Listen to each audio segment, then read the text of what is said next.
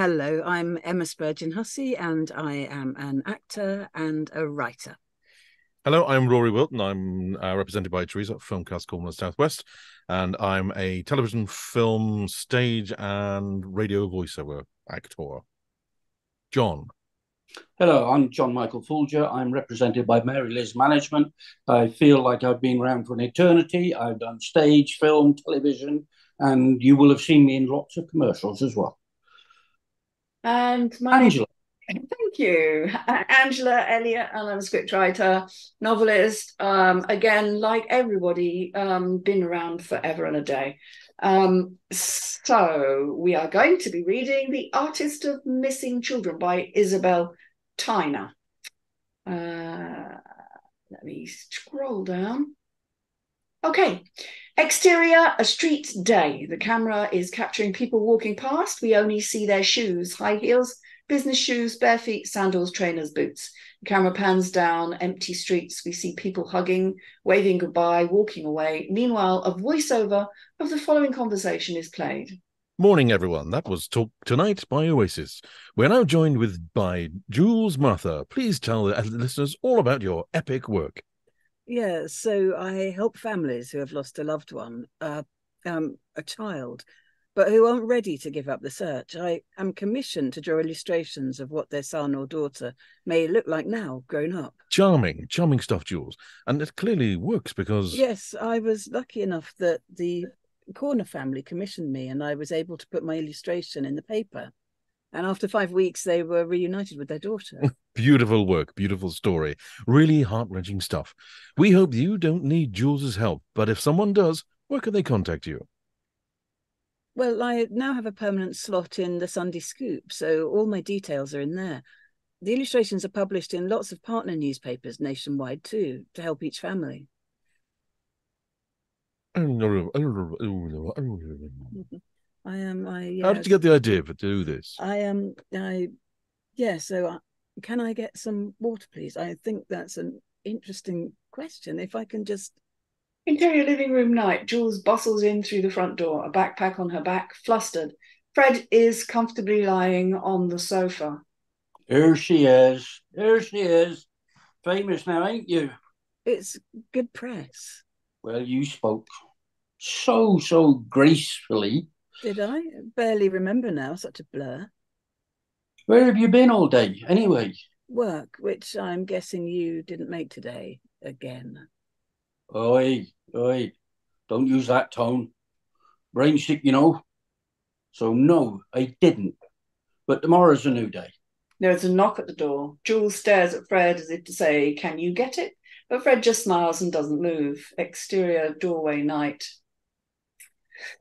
Hi, Jules. Is it that day again? I promise it'll be next week, latest. I can't give you many more chances, Jules. I'm patient. I've been patient. I don't want to kick you out. I like you. I like Fred, but you're both as unreliable as each other. I'm not unreliable. I'm working part-time and freelancing. It's just not enough at the moment. At the moment. All I hear is unreliable, Jules. Hi, Sarah. How is he? He has his days. What is it again? Emmy. He didn't choose to have it. But he chose to rent. Next month I'm having this month, and next month's, oh, you're both out. A countdown to the next month begins on the side of the frame. Sarah, please, I'm sorry. Did you want a tea? A biscuit? A hug? Jules sighs, closes the door. The doorbell rings. A hug. I knew that would work. No, sorry, love. It's for Fred. Fred? Interior living. I didn't order nothing. Must have been That's lovely, that is. Yeah, well, next time, can she give us £20 towards rent instead of a takeaway? Come on, we're celebrating. I'm so proud of you. You'll be rolling in it soon with all the commissions coming in after your radio appearance. Oh, is it? I wish I was out of a job, really, if it meant other families weren't suffering. Or at least I wish I was doing, like, dogs or pictures of people's hamsters. Well, dig in. Interior, Jules's bedroom, night. Jules's room full of drawings and photos of children. She begins finishing off a sketch of a woman, scrunching up paper, scribbling, rubbing out. It becomes violent, loud. Pencils break. Interior hallway day. Fred enters. He can hear loud music from Jules's room. It cuts out. Jules runs down the stairs and begins applying lipstick and checking she has everything in her bag. She is more dressed up than usual. Going out? Date night, remember? You have a date. You haven't paid the rent. Oh dear, oh dear. Kind of hoping they pay. Is that bad? They? Were you planning a threesome? Or No, it is a blind speed dating event thing at the pub. I did tell you. Well, if it doesn't work out, there's tons of guys at the supermarket who are single.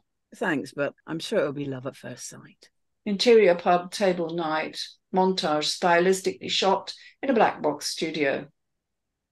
Oh, Tom, sorry. Yes, Tom does say something. Tommy, it doesn't matter really, except in the bedroom, that's definitely Daddy. An empty shot glass is slammed on the table. What a coincidence. I know Fred from work. He has told me a lot about you. He invited me over a few times too, actually. So is this like a threesome thing? Waiter's hand scribbles out on his notepad while staring at Jules's chest. You have lovely eyes. You must be, what, 40s? Jules slowly covers up her chest, looking uncomfortable. Man 3 stares blankly, crunching on nuts. No food for me, just another pint. Can I have the roast lamb without gravy? Jules pulls a confused face. Waiter crosses out his notepad. Sometimes I rub my left nipple. And just getting overwhelming sadness. Do you ever get that? Jules slams down an empty pint glass.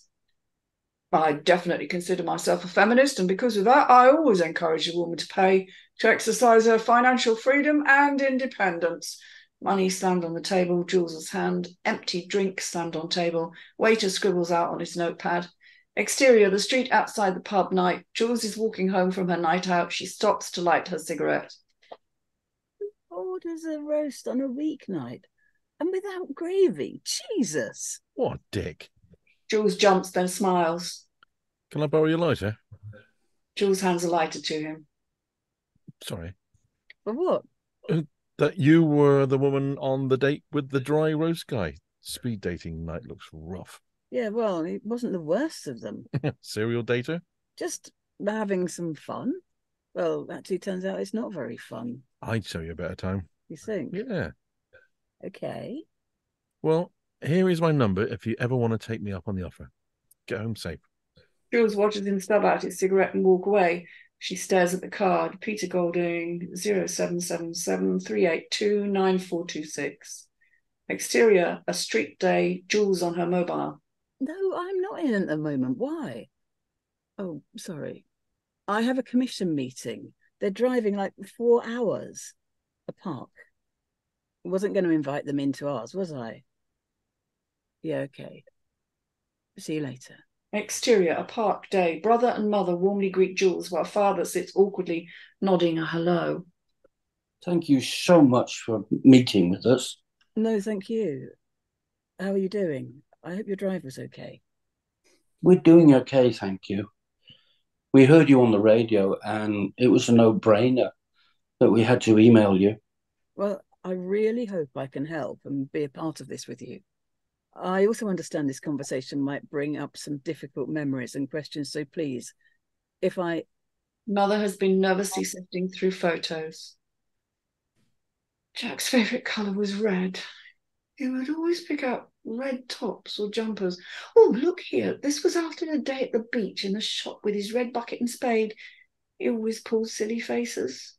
So maybe if in the sketch he's wearing a red top, or Jules hesitantly makes notes. Sorry, I don't mean to be insensitive, but red may not be his favourite colour now. But if that is something you would like in the illustration, I'm happy to... No, yeah, I see. thank you for trusting me with this. I'll usually take between 1 to 2 weeks before I can show you the sketch. I usually do 3 versions, and that will go in the papers. Of course, you can share as handouts, etc. too. Could we do more than 3 drawings if I wanted it, if at first it doesn't work? I mean, surely there's endless ways he might look now. Well, I suppose it would be another commission worth of payment. But yes. Mother gently holds over the photos for Jules to look through. May I think I'll take these 2, if you don't mind. I'll get them scanned and posted back to you. But if in the meantime you have any other questions or need anything, please don't hesitate to call me. Thank you so much. Anything we can give you? Just, how long has it been since he disappeared? Mother begins to cry. Okay. Thoughts on this? Emma? Well, I think it's quite an interesting world. I don't think I've seen a program or film or anything about somebody who does this particular job. And I was wondering if this character was psychic. It might not be, but quite often they have, particularly in America, people who are psychics who do these drawings of people sort of involved in crimes and things like that. And I thought sort of quite an interesting, rather uncharted territory here. I would like to know, I mean, as we always say, what's the time, what's the place? I would also like to know what you're aiming this for. Is it a play? Is it a stage play? Is it a film? Is it likely to be a series, short film? I'm just not quite sure what its intended shape is going to be in that way. But I thought, in a way, it sounded like it could be a sort of set slightly in the future. Quite often when people have these first names as surnames, that she's called Jules Martha is quite interesting. And I thought that takes us slightly into maybe a different kind of world. Why does the broadcast become distorted? I was curious. The living room scene, is that later that day? Because it's set up a little bit like we're going to go back in time as to why she started doing this job. But clearly she's done the radio interview already. So I felt a bit misdirected there. Was that deliberate? The relationship between Fred and Jules, I'm a bit confused. At one point he says Ma, and it's like, is it just his Ma? Is it their Ma? Is he a brother? In some ways he seems like an older person, like he could almost be a dad. But then somebody from his work talks about a threesome, so maybe he's her partner. The relationship isn't entirely clear yet to me what that is. She's going out on a date, so I'm puzzled. He's got a different accent from her, though. He's written, I thought Cockney, but obviously Johnny decided he was a pirate. So, yeah, we had... why not? So, a pirate. So, yeah, it's interesting. He's clearly written in that way, wasn't he? That she wasn't. Yeah, and there's a doorstop scene with Sarah, who one imagines is the landlady. And... can you find it, Rory? I think it might be page 5. I'm just thinking that I'm a bit unclear about who's where. Jules sighs. She says, Sarah, please, I'm sorry. Did you want a tea, a biscuit, a hug? And Jules sighs, closing the door. So you imagine she's shut Sarah out. Well, I did. Then the doorbell rings and Sarah says, a hug. I knew that would work. And it was like, and then suddenly delivery person. And so I think we need just a bit of clarity about who's on which side of the door as well, because I'm a bit puzzled by that bit.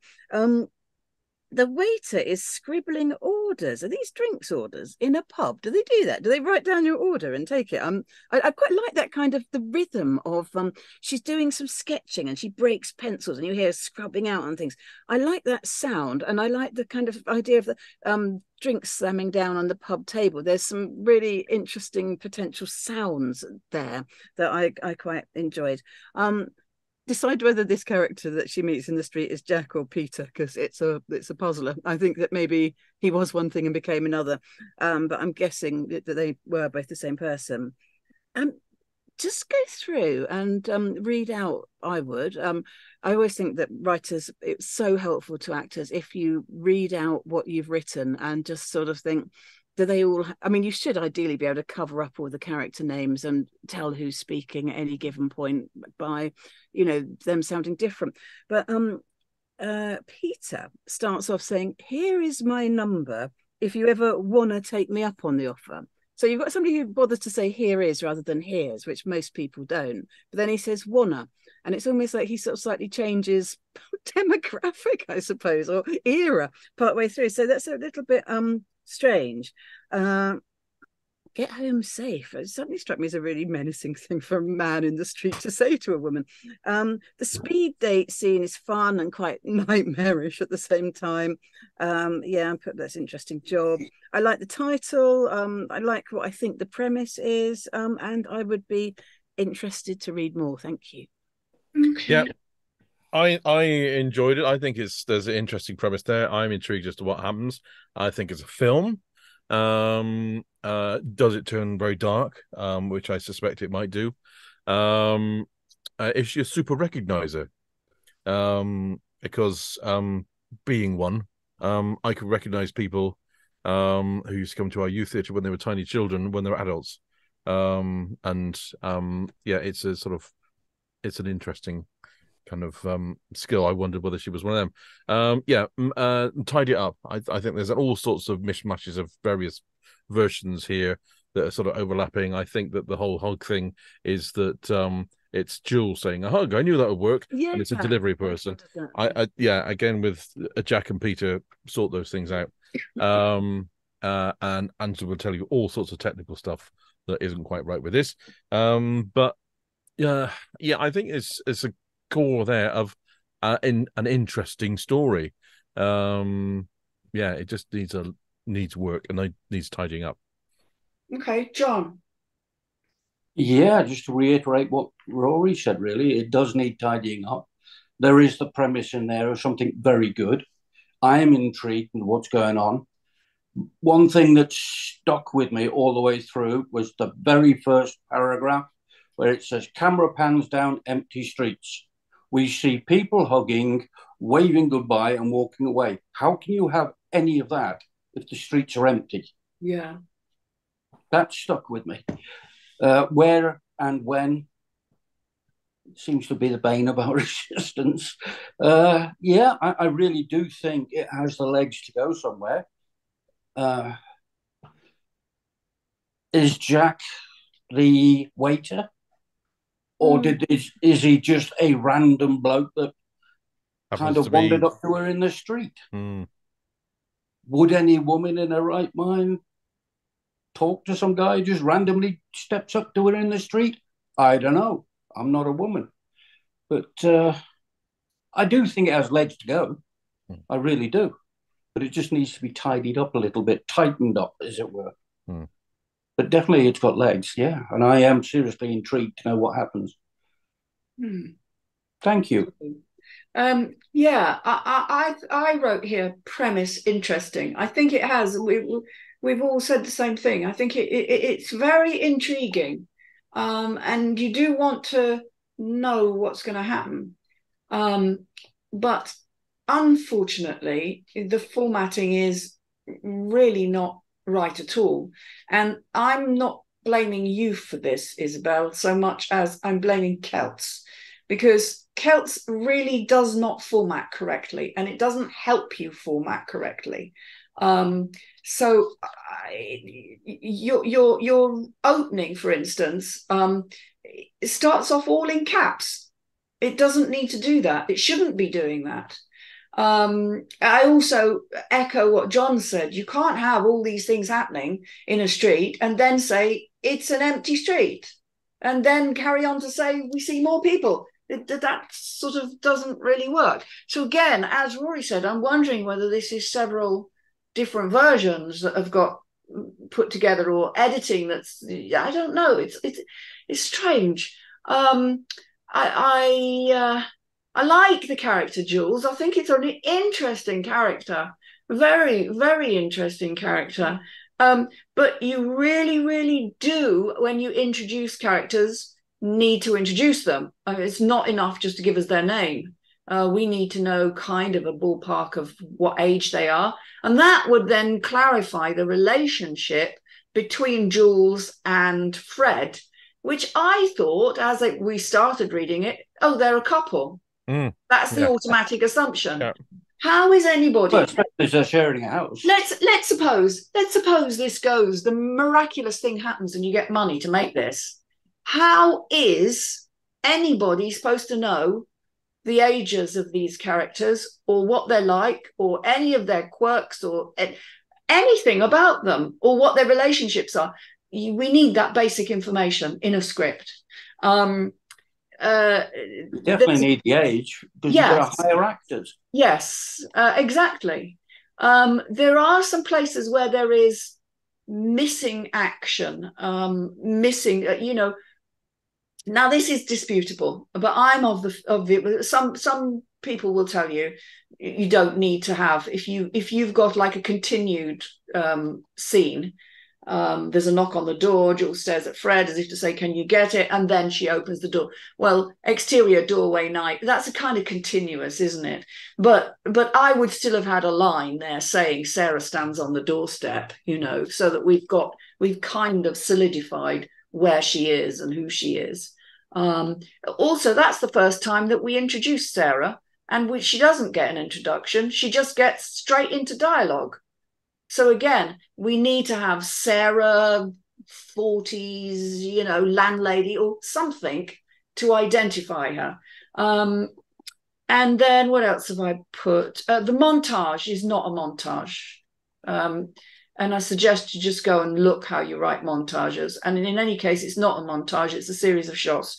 So I would suggest you just go away and look out how series of shots are written. They're usually written with an ABC or a 1, 2, 3, just to identify what those shots are and clarify it. Relationship to Fred, I've got a note of there. Ingwords is my bugbear. I'm sorry. Scripts should be, where possible, in active voice. It's okay to have an ingword occasionally in passing, as it were, but you don't. She begins finishing off a sketch of a woman. I'm looking at page 6 there. She begins finishing off. You just write, she's drawing. There's an ingword you can use. She draws. She draws the sketch of a woman, or she's drawing a sketch of a woman. She begins finishing. It's very passive voice. It's not giving you any sense that she's actually doing anything much. Again, scrunching up paper, scribbling, rubbing out. It's great, and it does give you the sense of something happens, but you need it in active voice. She scrunches up paper. She scribbles. She rubs out. It becomes violent, loud. Then it becomes violent. Passive voice is not violent. Passive voice is not an active thing. It's passive. It is my bugbear, though, I have to say. Again, Jules runs down the stairs and begins applying lipstick. At what point does she finish applying that lipstick? You have to say, she runs downstairs, or you can say, you don't forget about the begins, just applying. There's an ingword that works. Runs down the stairs, applying lipstick. Checks she has everything in her bag. That turns it into an actual physical action, that she's doing. So they're just little things that I think makes it easier for actors to kind of go, oh yeah, this is what I'm doing, What else did I write down? Ingwer's time and place. We always have a problem with that. People forget to tell us where it is and what year it is. I got a sense, I was trying to work out when this was, actually. It's quite hard. And it could be in a sort of future. It could be in the future, but it could be. But then what threw me was 20 quid for rent. Yeah. Doesn't seem very much. That was a long time ago. Doesn't seem very much for It's rent. just towards rent, though, isn't it? Or is it towards rent? Oh, yes. Well, even 20 quid's not much. 20 quid rent, towards the it? rent. That's not even a dent, is it? No, and 20 quid for a takeaway is. It just made me kind of think, when is this? Yeah. The Jack and Peter thing, I think, as everybody else has said, I think that's the same person, maybe. It's just a mistake. So that's it really. I don't mean to be too negative because it's got a lot of good positive things about it. Yeah. I like Jules' character, and I do like the idea. I think it's really intriguing, actually. And I can't remember which of you said, but we Emma, wasn't it? We don't have characters like this doing this kind of job. It's unusual, isn't it? Yeah, it is. And I mean, yes, you get artist impressions, but they're usually done on computer now, I think. Yeah. So that's why they're called e-fits, isn't it? And again, that made me think: is this at some point in the past? I don't know. So maybe just a few things to clarify for us. But yeah, I would like to know what happens. Yes. Yeah, I would. Definitely. It's a good story. Come on, Willow, down. Okay, thank you for that.